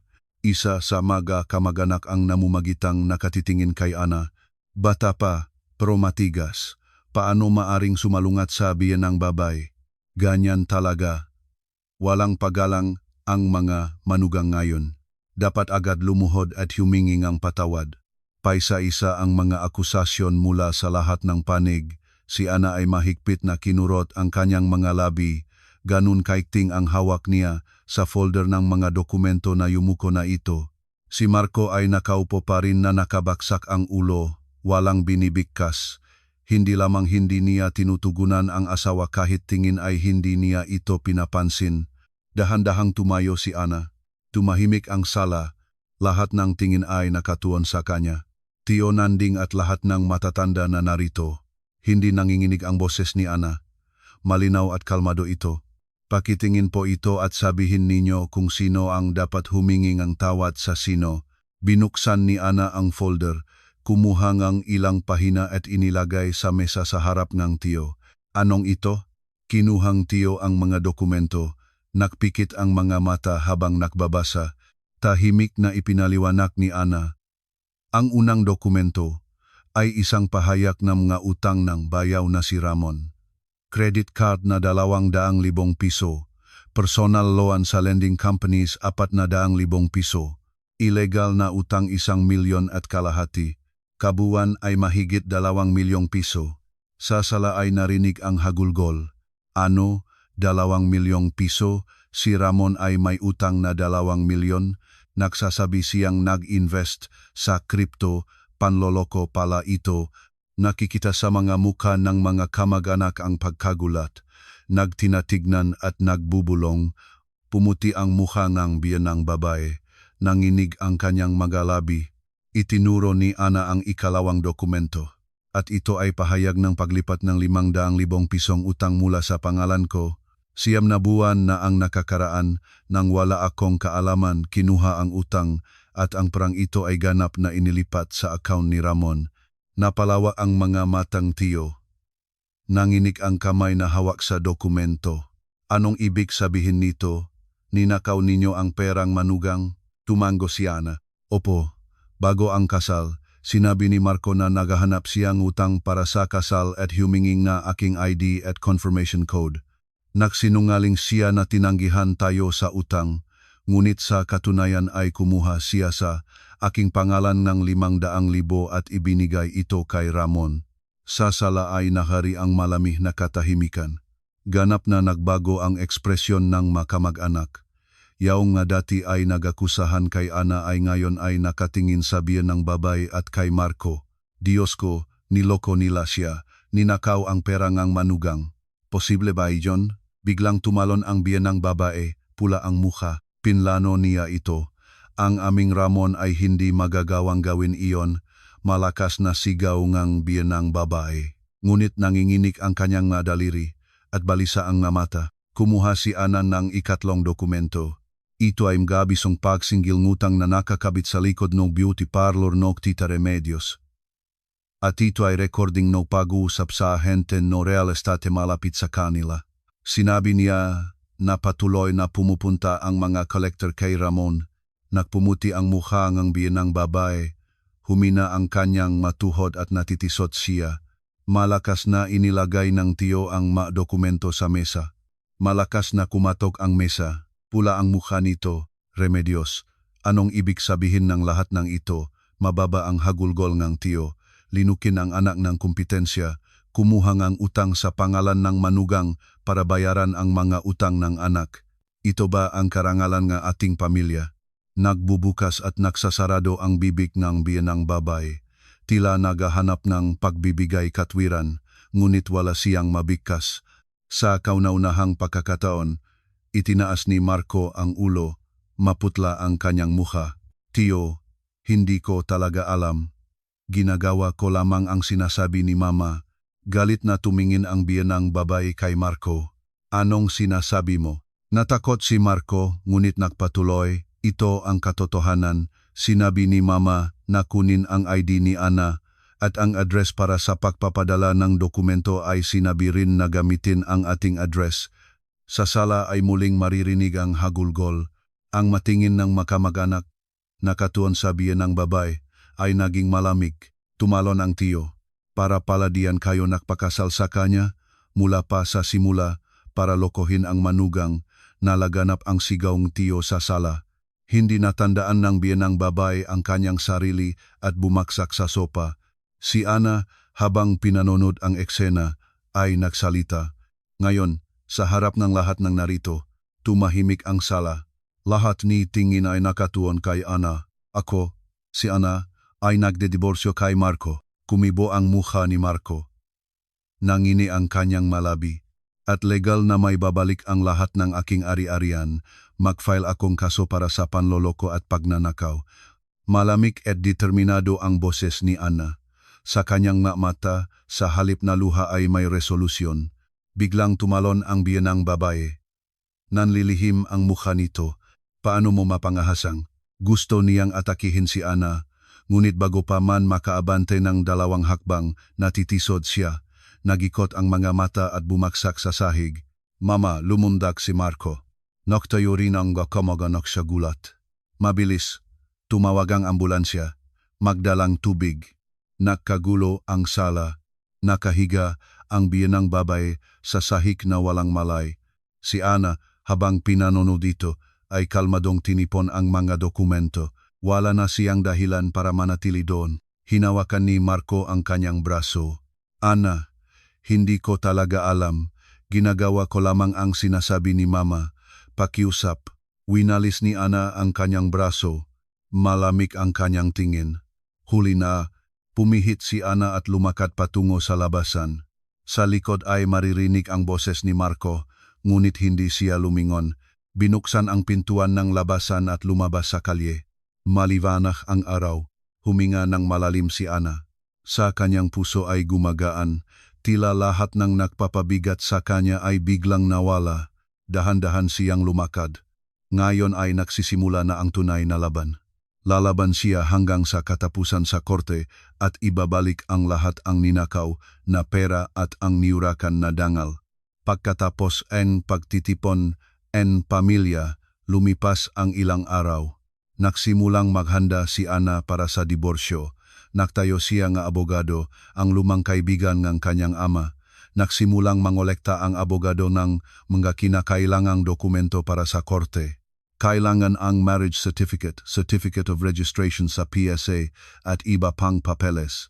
Pumunta si Ana sa PSA at nakakuha ng lahat ng dokumento. Mahigit 10 taon siyang nagtrabaho sa pampublikong institusyon, kaya walang problema sa pagayos ng mapapeles. Kasama ang mga dokumento, pumunta siya sa opisina NG Abogado. Nagsimulang suriin ng abogado ang mga dokumento isa-isa. Marriage certificate, certificate of registration. Biglang natahan ang kanyang kamay. Sandali. Nagpikit ang abogado. Muli niyang maingat na tiningnan ang dokumento. Ana, nakita mo na ba ito? Tuminjin si Ana sa itinuro NG Abogado. Ito ay ang kolumna ng ina sa Certificate of Registration ng asawa. Sa tabi ngang pangalan ng biyenang babae na si Remedios ay may kakaibang bagay. Anong ito? Ipinaliwanag NG Abogado. Ang giyong asawang si Marco ay may tunay na ina. Si Remedios ay pangalawang ina. Napalawa ang mata ni Ana. Pangalawang ina. Biyenang babae. Hindi ang tunay na ina ni Marco. Anong sinasabi ninyo? Hindi pwede iyon. Inilipat na ang abogado ang dokumento kay Ana. Tingnan ninyo ito. Ang tunay na ina ni Marco ay namatay 32 taon na ang nakakaraan ng sinlimang edad ni Marco. At pagkaraan ng 1 taon, muling naasawa ang ama niya kay Remedios. Tumingin si Ana sa dokumento. Tama ang abogado. Ang tunay na ina ni Marco ay ibang tao at si Remedios ay pangalawang ina. At si Ramon? Si Ramon ay tunay na anak ni Remedios na ipinanganak niya pagkatapos ang kasal, nga kapatid na makaibang dugo sila ni Marco. Nakagulo ang lahat sa isip ni Ana. Ngayon ay naunawaan na ang lahat. Kaya pala wala ni isang larawang makikita ni Marco sa sala ng bata pa siya. Kaya pala ganon ang pagkakaibang pakikitungong biyenang babae sa 2 anak. Kaya pala laging natatakot si Marco sa biyenang babae at ganun kabiling bata siya. Lahat ay napaliwanagan. Mula pa sa simula, hindi kailanman inituring ng biyenang babae si Marco bilang sariling anak. Minahal niya lamang ang sariling anak niyang si Ramon, habang si Marco ang anak ng unang asawa, ay diniskrimina niya sa loob ng 32 taon. Matagal na hindi nakapagsalita si Ana, masyadong malakas ang gulat. Pag-uwi sa bahay, pumasok si Ana sa kanyang silid at isinarado ang pinto. Naupo sa kama at nag-isip. Ngayon ay bahagyang naintindihan niya kung bakit ganoon ang ginawa ni Marco. Mawalan ng tunay na ina sa edad na 5 at lumaki sa isang pangalawang ina, gaano kaya itong pahirap.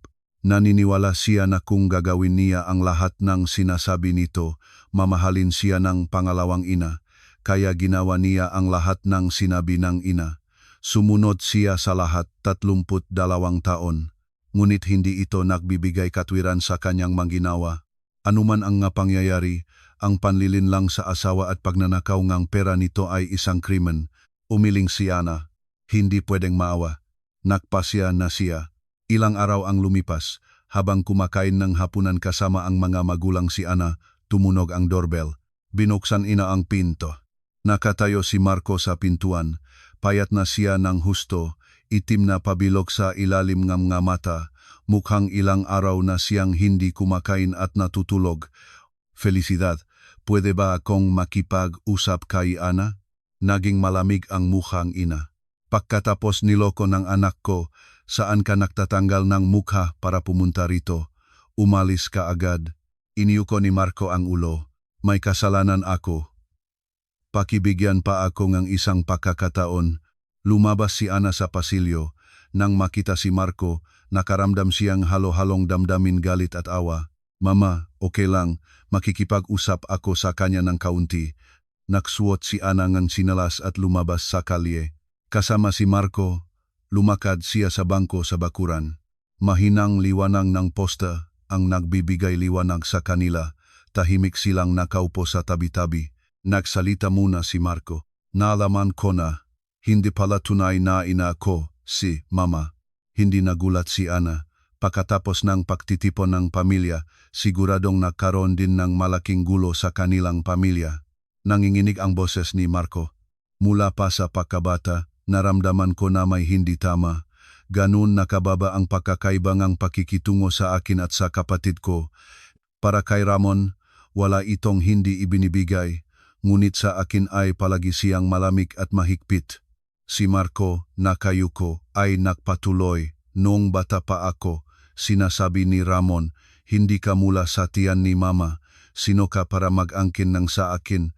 Hindi ko noon naunawaan kung ano ang ibig sabihin nito. Inisip ko na basta lang matiyaga si Kuya. Tahimik na nakikinig si Ana. Lalo pang nakasira ang boses ni Marco. At ganito rin ang sinasabi ni Mama, Marco, huwag mong hawakan ang magamit ng kapatid. Naintindihan mo?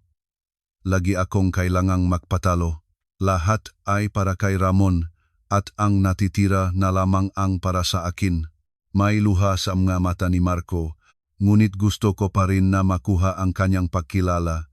Inisip ko na kung magsusumikap ako, mamahalin din niya ako, kaya ginawa ko ang lahat ng sinabi niya, sinunod ko siya sa lahat. Sa loob ng 32 taon. Tinapan ni Marco ang kanyang mukha ng makamay.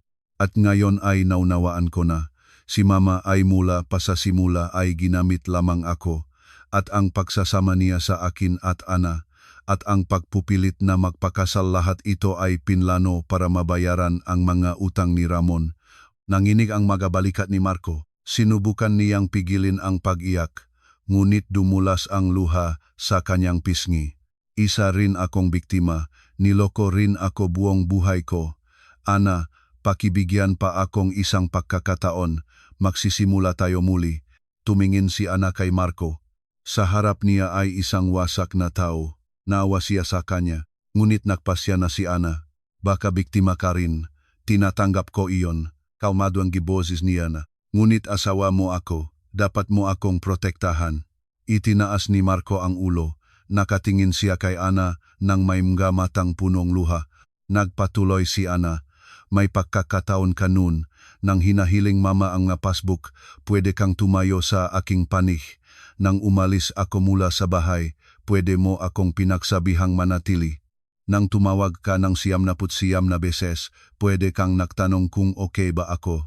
May luha rin sa mga mata ni Ana, ngunit bawat beses ay pinili mo sila at hindi ako.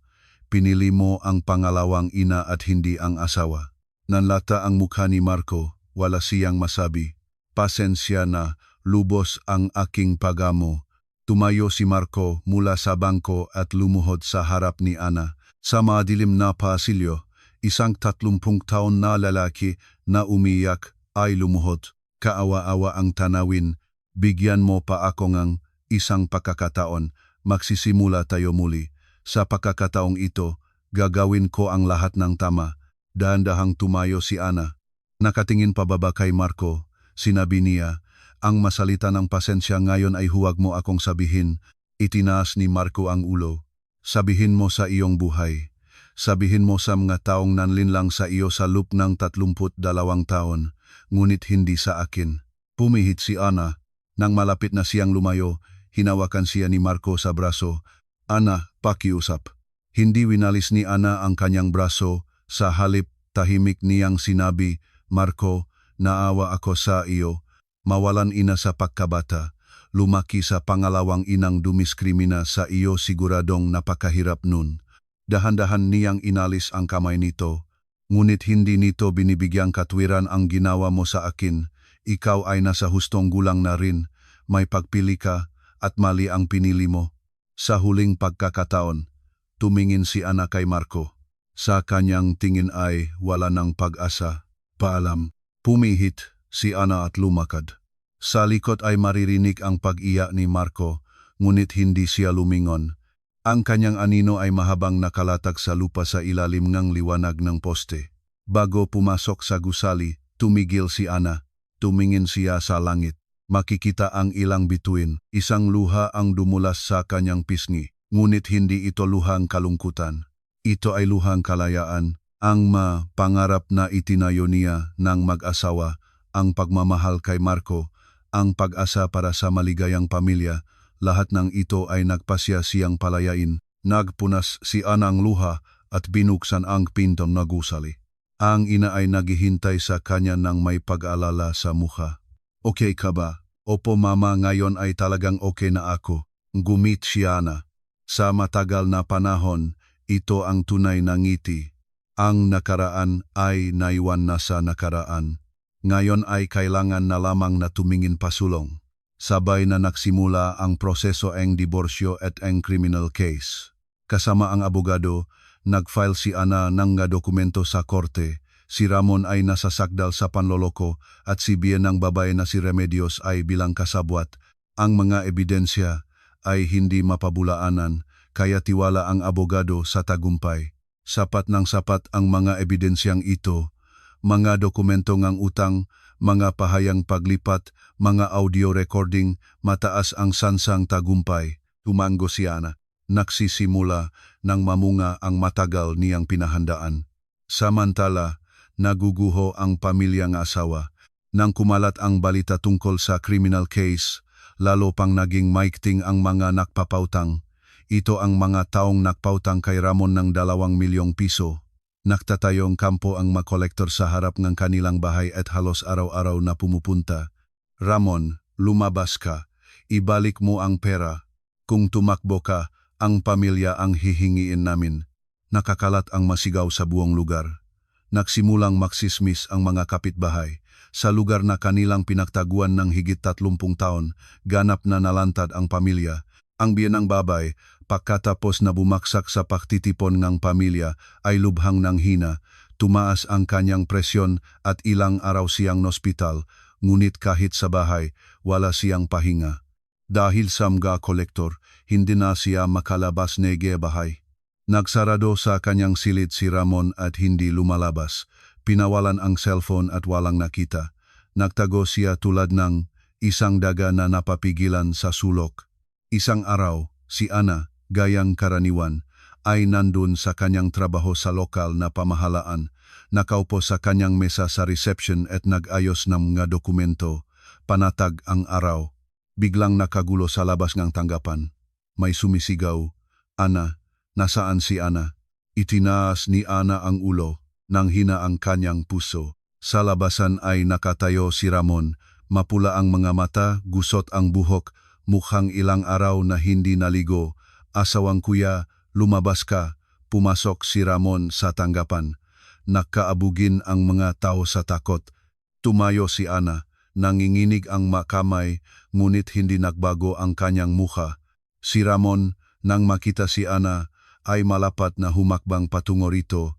Winasak mo ang aking buhay. Kung tumahimik ka sana, wala sanang nangyari. Nakakalat ang sigaw ni Ramon sa buong tanggapan, lumilipat ang laway. Sa kanyang nga mata ay may kabaliwan. Isang hakbang na umatras si Ana. Sa takot ay tumalon ang kanyang nakasamahan sa trabaho. Ramon, alam mo ba kung nasaan ka? Ito ay isang pampublikong institusyon. Umalis ka agad. Hindi nanginginig ang boses ni Ana. Nagsalita siya ng pinakakalmado, ngunit hindi tumigil si Ramon. Sa kabaliktaran, lalo pa siyang nag-init. Pampublikong institusyon. Anong pakialam ko? Lahat ito ay dahil sa iyo. Kinuha ni Ramon ang isang upuan sa tabi at malakas na binato sa sahig. Nagkagulo ang tanggapan sa ingay. Hindi dun tumigil si Ramon.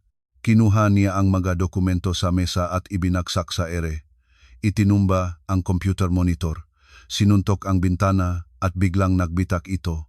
Lahat ito ay dahil sa iyo. Kung hindi ikaw, wala sanang nangyari.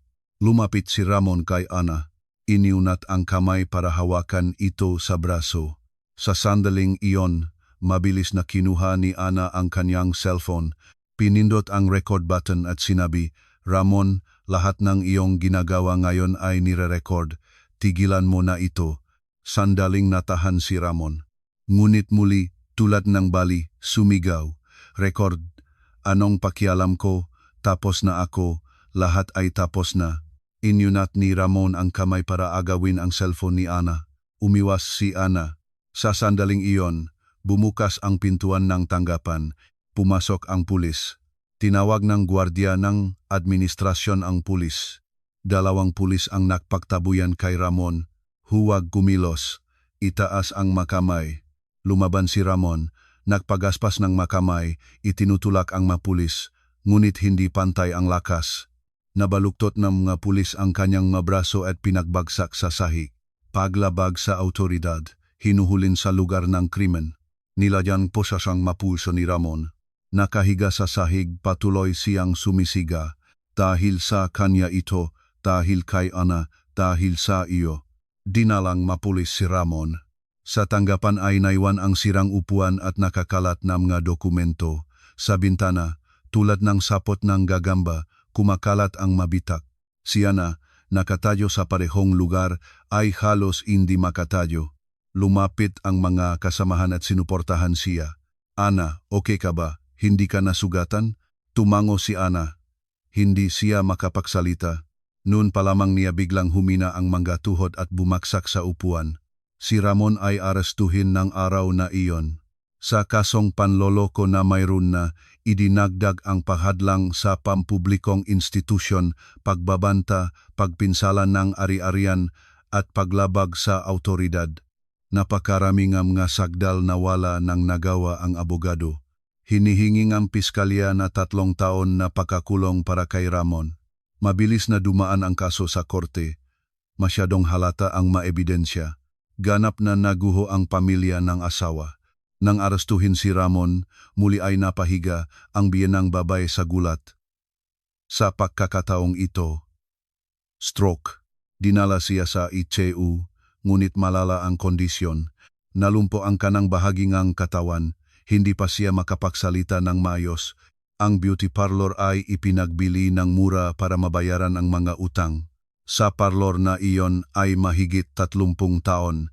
Inihandog ng biyanang babae ang buong buhay niya rito, ngunit wala ng ibang paraan. Nagpipilit ang mga nagpapautang. Si Marco ay napilitang mag-resign sa trabaho para mabayaran ang mga bayarin sa ospital ng ina at ang natitirang mga utang. Kailangan ng mas maraming pera. Ang sweldo ng isang empleyado sa maliit na kumpanya ay hindi sapat. Sa huli, si Marco ay nagsimulang magtrabaho bilang manggagawa sa konstruksyon. Mula sa umaga hanggang sa gabi, Nagdadala siyang mabag ng semento at nagtatayo ng dingding. 2 buwan pa lamang ang nakakaraan, pumupunta siya sa trabaho na nakasuot ng malinis na Amerikana at ngayon, sa maputik na damit trabaho, hawak ang pala ng makamay na may kapote. Samantala, si Maribel, ang asawa ni Ramon, ay kumikilos ng ganap na naiba. Nang gumuho ang pamilya ng asawa, ipinakita ni Maribel ang tunay niyang mukha. Hindi na siya nakukunwari na maamo at mabuti. Isang araw, pumunta si Maribel sa ospital para bisitahin ang biyenang babae. Nakatingin sa nakahiga sa kama na biyenang babae, malamig na sinabi, "Tita Remedios, wala na akong kinalaman sa pamilyang ito. Si Ramon ay papasok sa kulungan. Bakit ako dapat magdusa kasama ninyo?" Nagbukas ang bibig ng biyenang babae, ngunit hindi makapagsalita. Pagkatapos ng stroke, hindi malinaw ang kanyang pagsasalita. Nangalibak si Maribel. "Mamumuhay na ako para sa sarili ko. Magpapadala ako ng dokumento ng diborsyo. Lagdaan ninyo at ay padala." Pumihit si Maribel at lumabas NG ward.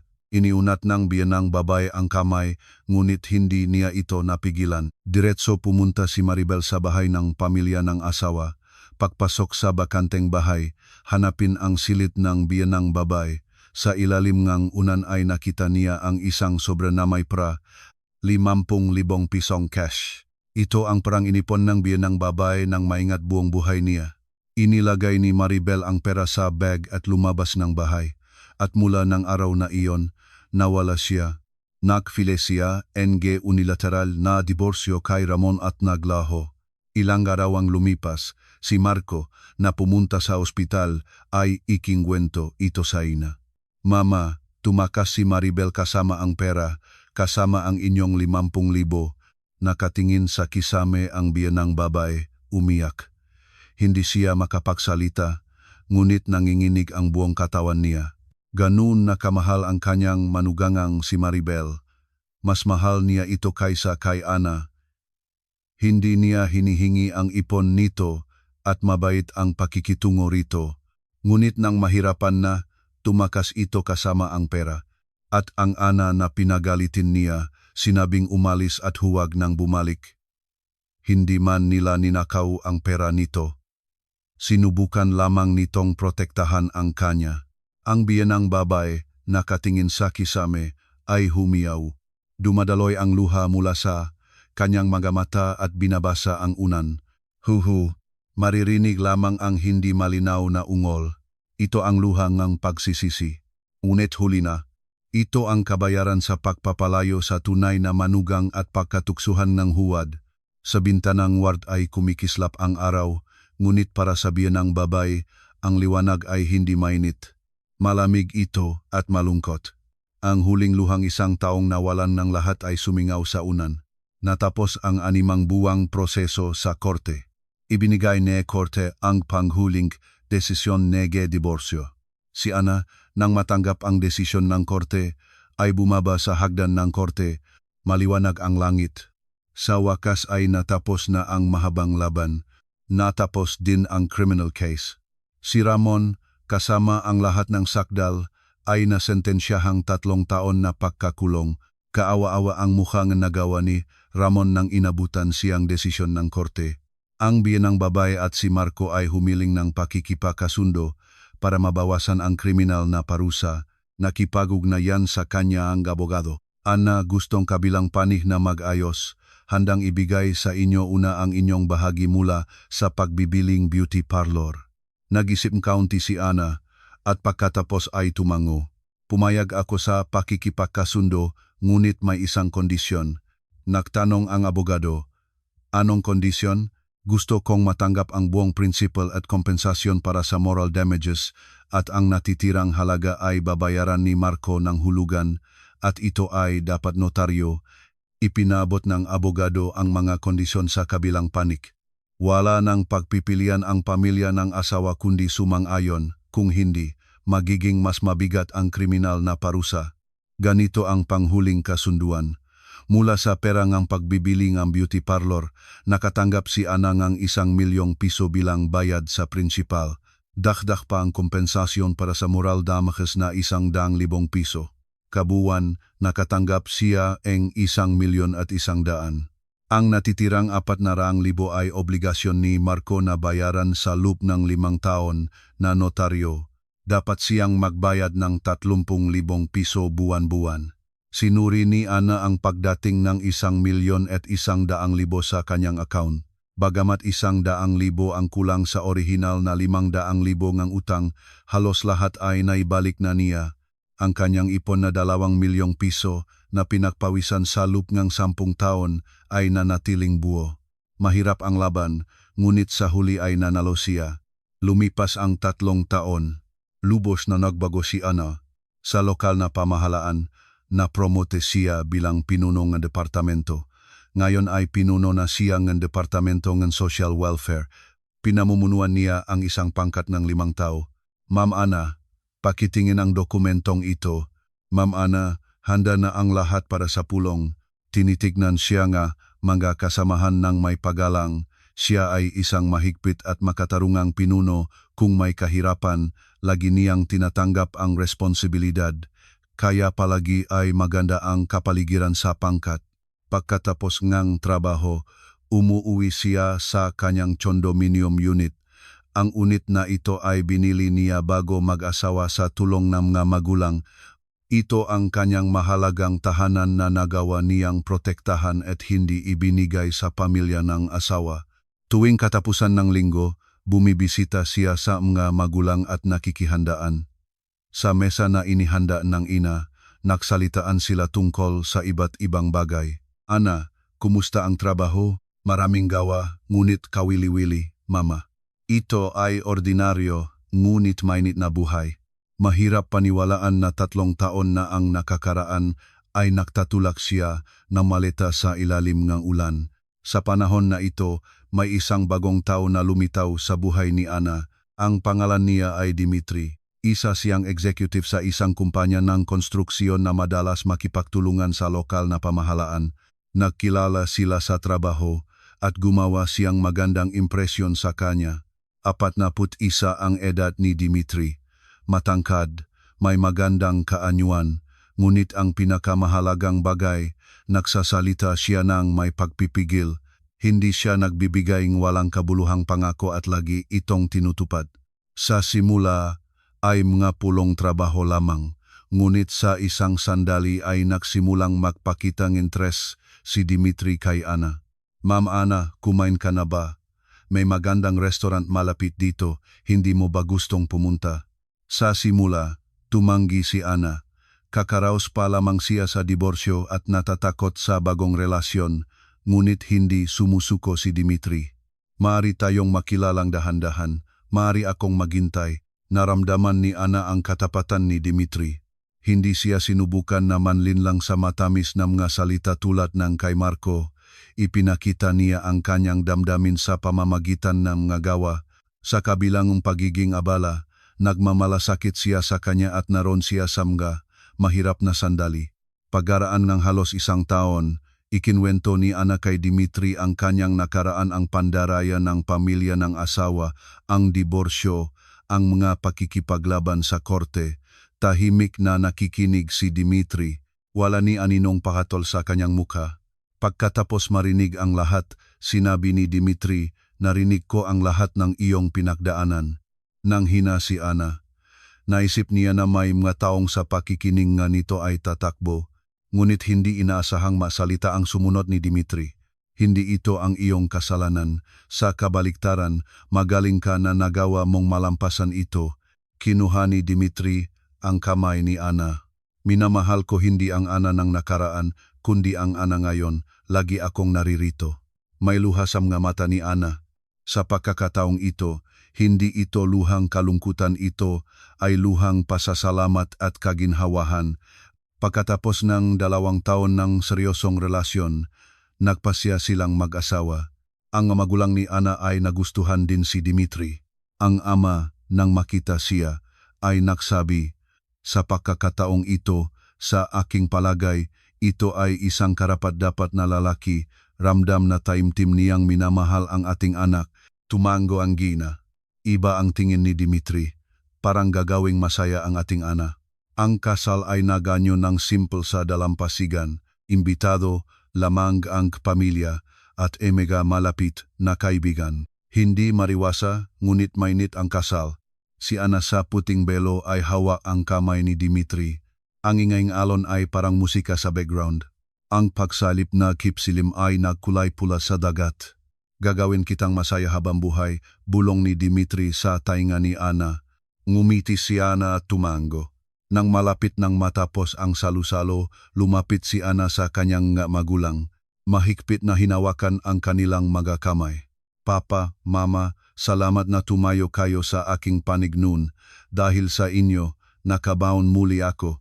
Hipo nga, ama sa kamay na anak. Ikaw mismo ang nagpumiglas. Anong nagawa ko? Niyakap ng ina si Ana. Maging masaya ka na lamang ngayon. Iyon lang ang gusto ko. Matagal na nakatayo, si Ana sa mga bisik ng mga magulang. Dumulas ang luha sa kanyang pisngi, ngunit hindi niya ito pinunasan. Ito ay luhang kaligayahan. At ano na ang nangyari sa pamilyang asawa? Ang biyanang babae na si Remedios ay nandun sa isang nursing home. Pagkatapos ng stroke, nalumpo ang kanang bahaging ang katawan at nakatali sa kama. Hindi siya makapagsalita ng maayos at hindi siya makakaing mag-isa, walang bumibisita sa kanya. Ang makamag-anak ay tumigil na ring pumunta. Pagkatapos ng kahihiyan sa pagtitipon ng pamilya, lahat ng pamilya ay lumayo sa kanila. Araw-araw nakatingin ang biyanang babae sa kisame at umiyak ng luhang pagsisisi. Naalala niya si Marco na diniskrimina niya sa loob ng 32 taon, ang manugangang si Ana na pinaalis niya at si Ramon na ganon na kamahal. Ngunit wala nang maaring baguhin. Si Ramon ay naglilingkod ng parusa sa bilangguan.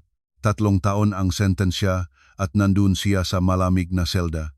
Dun lamang niya naunawaan kung gaano siya nagkamali. Nagsulat si Ramon na liham sa ina. Humingi siyang tawad, nagsisi, nagmakawa na patawarin. Sa nanginginig na kamay ay bawat titik niyang inukit. Ngunit hindi nabasa ang liham na ito. Hindi na makapagbasa ang biyanang babae. Nag-ipon lamang ang liham sa drawer ng mesa sa nursing home. Si Marco ay nagtatrabaho pa rin bilang manggagawa sa konstruksyon.